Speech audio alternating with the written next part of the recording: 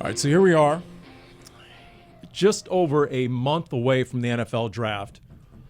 And I'm thinking this is sort of March Madness in a different way. Yes. It is the Kingsbury Chronicle podcast. Paul Calvisi, Lisa Matthews, the head coach of the Arizona Cardinals, Kliff Kingsbury. Coach, how you surviving right now?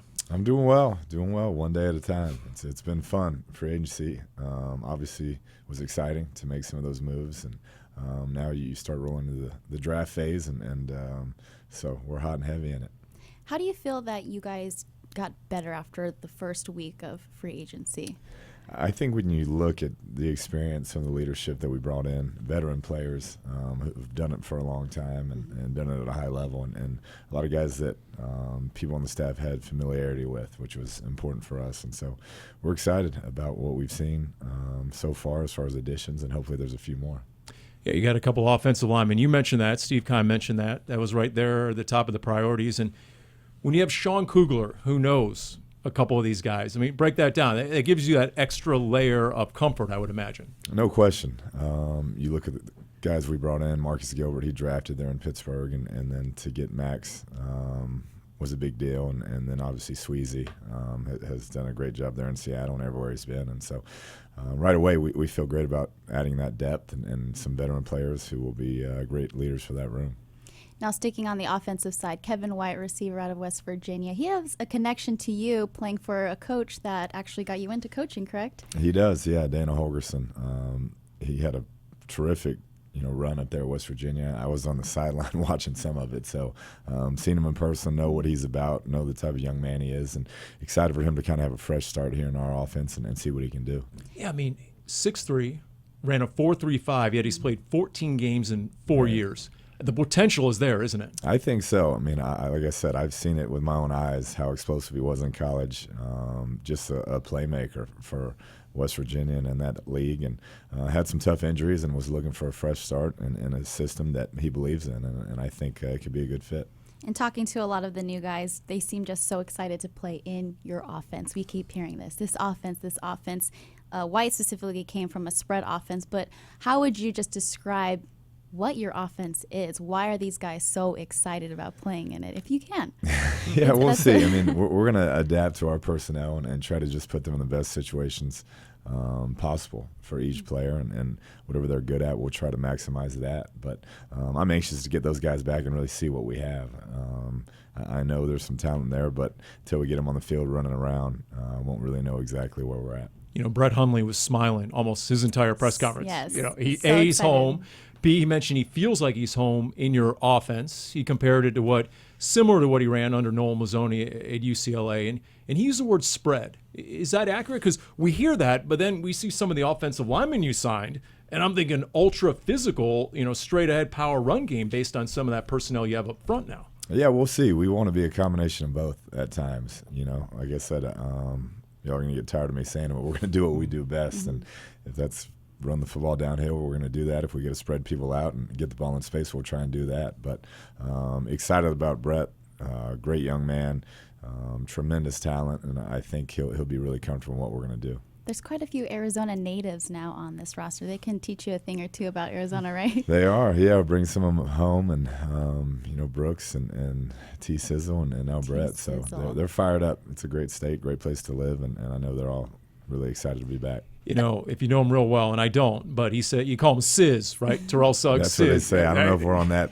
level yet, but right. Hopefully we'll get there. But I see T Sizzle and I see T Swag. He just sort of has that persona. And I guess if you put 16 years in the NFL and you're a former NFL Defensive Player of the Year, and we talked to him about the culture and the example, how vital is that going to be from a guy like that? Yeah, it's funny because I was actually at the rookie premiere with him our rookie year, and he already was dressing swaggy and that's right, it's 2003. Yeah, loud on the bus, and you could already see it coming. So it's been fun to follow his career, and yeah, we're really excited about the leadership, the work ethic, all those things that people rave about when you talk about Terrell Suggs. That brings a great question that a fan had for you. How would you describe him in one word? T Sizzle. Relentless. I think to play that many years at that level, every day at practice to put in the work he does, you got to be very relentless in your effort and your training. Is that pretty surreal for you? You talk about being on a bus with him years ago and now having him on your team as the head coach. Yeah, it's just amazing to me that he's still doing it at this level, really. Being that age and doing it for that many years, it's incredible. And then Jordan Hicks, your middle linebacker. Of course, Bill Davis had him in Philadelphia. So what do you know about Jordan Hicks, the free agent there? Yeah, same type of deal where people just rave about him. You know, the type of leader he is, the type of work ethic, what he brings to the locker room each and every day, and to have Billy know him and work with him previously was big, and that's who we wanted. We targeted him early in free agency, and we feel very blessed to get him here. The prototype of players I got the impression, just aggressive between Hicks, Terrell Suggs, what they can bring to this front seven. Would you say is that a persona you guys were looking for in the open market? No question. Vance wants to be an attacking style defense and get after people up front, and then play really good defense on the back end with those DBs, and so that's who we've targeted, and hopefully we can get a few more through free agency and the draft. Whether you're talking to free agents or you're talking to draft picks, in the latest episode of Flight Plan, Steve Keim, he was relentless about trying to find guys who love the game.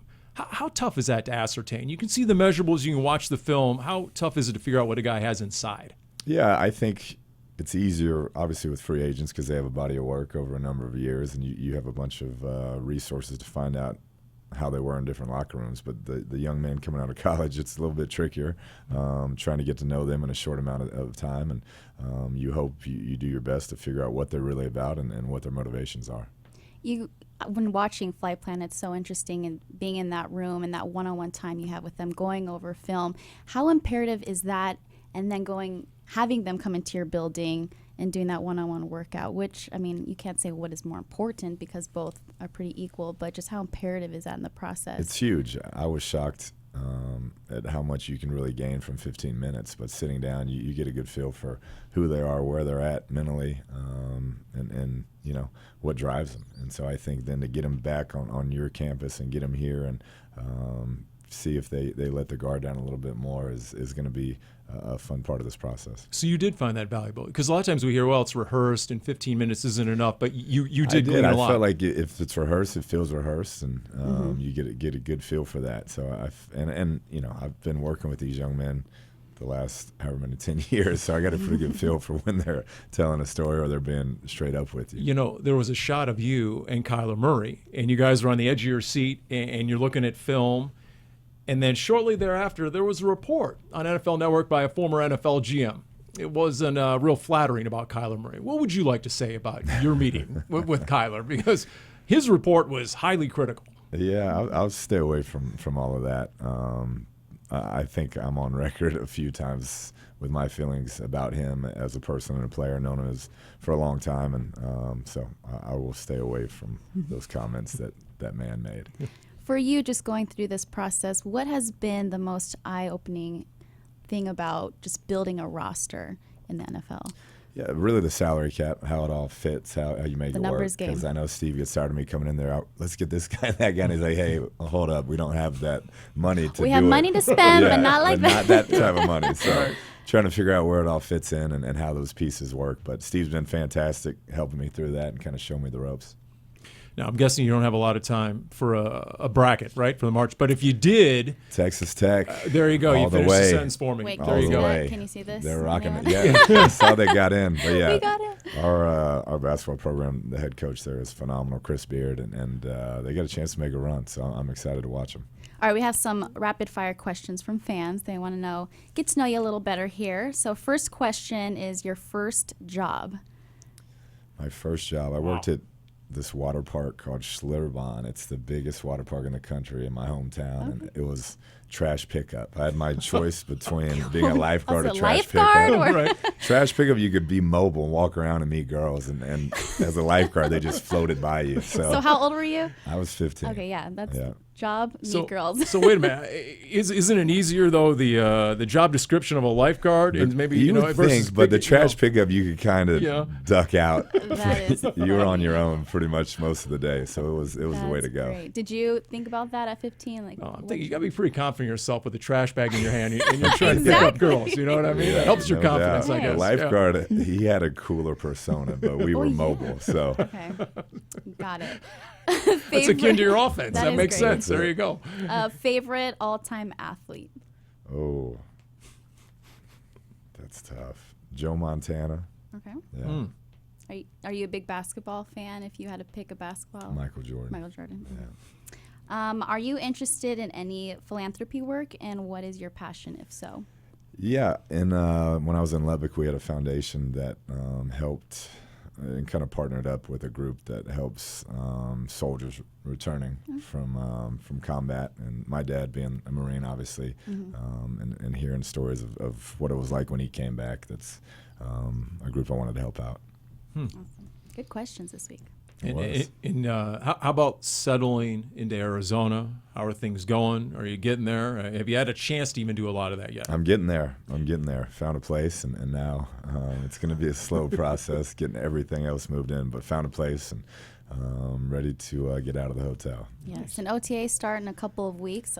Is this part of the time where you're game planning for what on-field workouts are going to look like? It is, yeah. We're scripting and kind of putting together what we want to get accomplished, and the private workouts for the draft will be going on as well, and the visits pre-draft will be going on. So there'll be a lot happening in this building in the next few weeks. Time is moving so fast, I feel. I remember you mentioned about the hash marks, the college versus the pro game. I know it's sort of inside football right here, but has that been an adjustment? Have you had to adapt your playbook as you get ready to take the field? Certain things. There's certain aspects of it that get adjusted, and certain things that don't affect defenses like it may have in college. But that'll be a continuous learning curve for me as we go, kind of marking things off that don't translate as well to this game.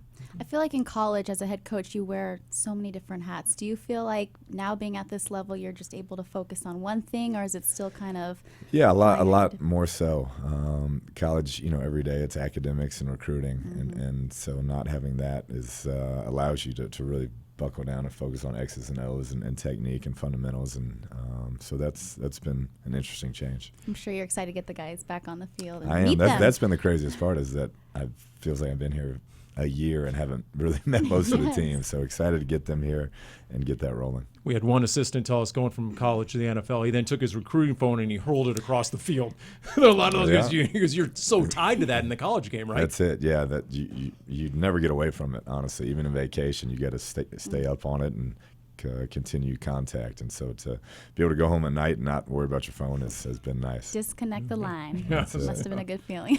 All right, Coach. Thanks as always. Thank you so much. Y'all. Appreciate it. Yeah, and in a couple of weeks, somebody will be victorious. We'll see. Texas Tech, ASU, maybe round 2 of March Madness. We'll see how that plays out. Let's go. That'll do it for this edition of the Kingsbury Chronicle podcast. Next week, Tuesday, we'll have one of the assistant coaches as we continue right here.